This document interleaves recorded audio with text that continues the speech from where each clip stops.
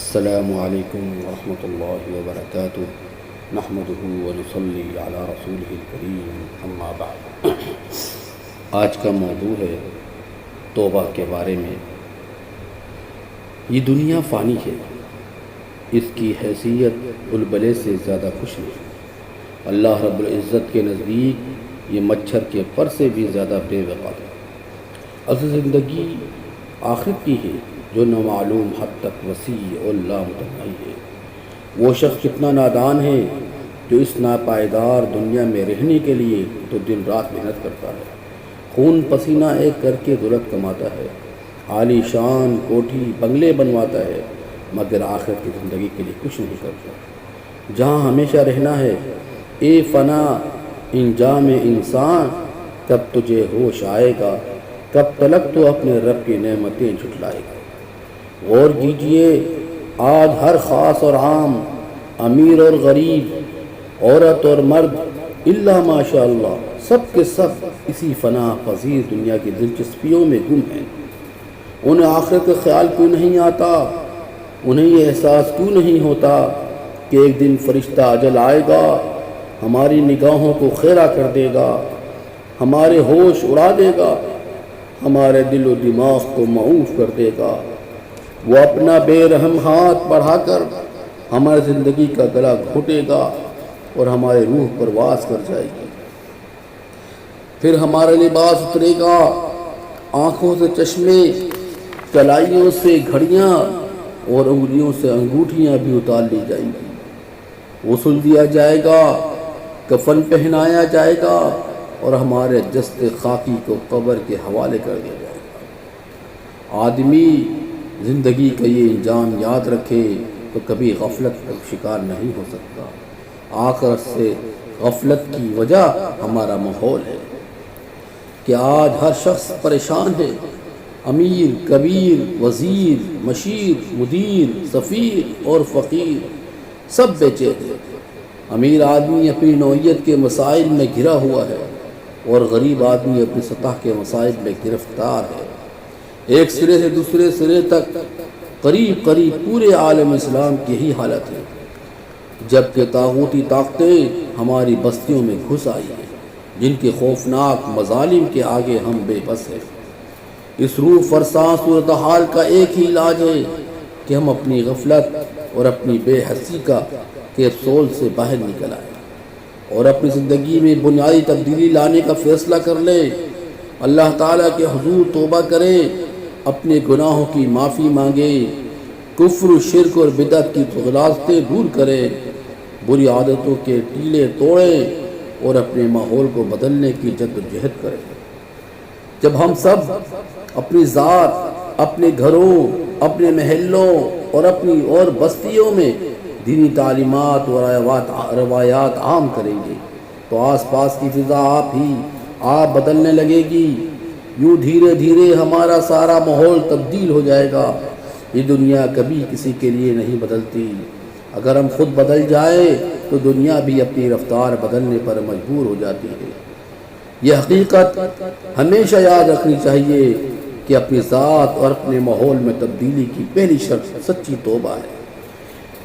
یہ لیکچر ہر مسلمان مرد و عورت کو نہایت توجہ سے سننی چاہیے۔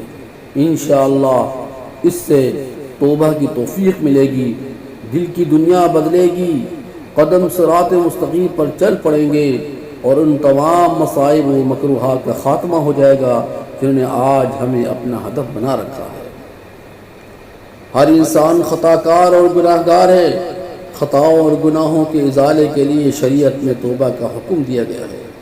توبہ کے لغوی معنی، جیسا کہ ہم آگے بڑھیں گے، آگے سنیں گے ہم انشاءاللہ، لوٹنے اور رجوع کرنے کے ہیں۔ اسی لیے لفظ اللہ تعالیٰ کے لیے بھی استعمال ہوتا ہے اور بندوں کے لیے بھی۔ اللہ تعالیٰ کی ذات بابرکت پر اس طرح کہ وہ اپنے توبہ کرنے والے بندے کی طرف اپنی مغفرت اور رحمت کے ساتھ متوجہ ہوتا ہے اور اپنے بندے کی توبہ کو شرف قبولیت سے سرفراز فرماتا ہے، کیونکہ توبہ قبول کرنا اس کی صفت ہے۔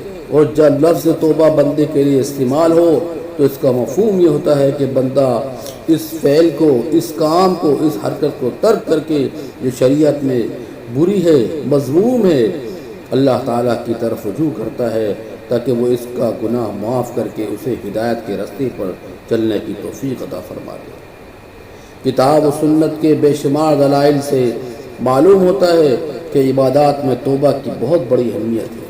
یہی وجہ ہے کہ اللہ تعالیٰ نے کسی بھی چھوٹے بڑے کا امتیاز کیے بغیر سب کو توبہ کا حکم دیتے ہوئے فرمایا ہے وَتُوبُوا إِلَى اللَّهِ جَمِيعًا أَيُّهَا الْمُؤْمِنُونَ لَعَلَّكُمْ تُفْلِحُونَ۔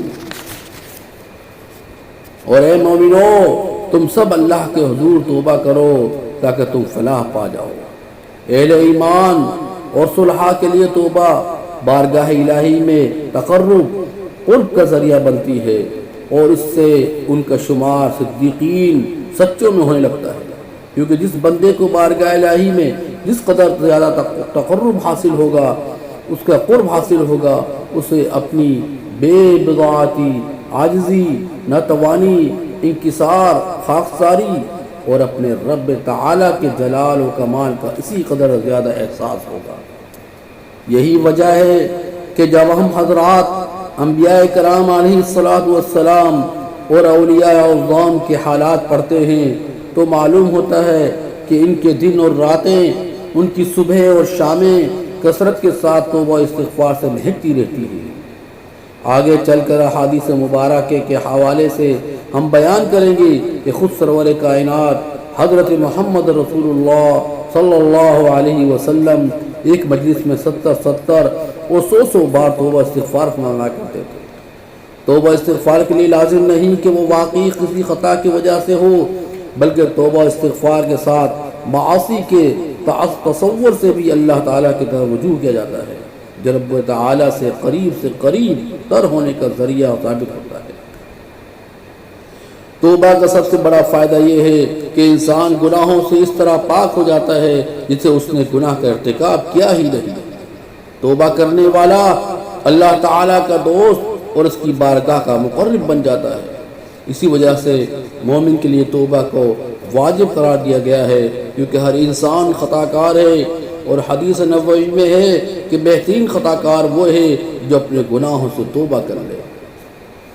توبہ اپنی تمام شرائط کے ساتھ محض گناہوں سے رجوع ہی کا نام نہیں ہے، بلکہ بندے سے جس گناہ کا ارتکاب ہو گیا ہو اسے حال اور مستقبل میں چھوڑنے، ترک کرنے کے عزم اور ماضی میں پچھلے جو کچھ ہو گیا ہونے والی کوتاہی کی تلافی کی کوشش کا نام توبہ ہے، اور تلافی معافات کے طور پر عمل صالح لازم ہے، کیونکہ نیکیوں سے گناہ مٹ جاتے ہیں۔ سامعین اکرام، آئیے ہاتھ اٹھائے، سر کو جھکائے، اپنے گناہوں پر ندامت کے آنسو بہائیں اور اپنے رؤوف الرحیم آقا و مولا کے حضور صدقے دل سے توبہ استغفار کریں، اپنے لیے بھی اور ساری ملت اسلامیہ کے لیے بھی، تاکہ امت کے سر سے ذلت و ادبار کے بادل چھٹ جائے اور اس کی مغفرت اور رحمت کے انوار سے ہم سب گناہ گاروں اور سیاہکاروں کے دلوں کی دنیا میں کرن اجالا ہو جائے۔ آمین۔ ربنا تقبل منا انك انت السميع العليم وتب علينا انك انت التواب الرحيم واغفر لنا وانت الغفور الرحيم واخر دعوانا الحمد لله رب العالمین۔ جاری ہے آگے انشاءاللہ۔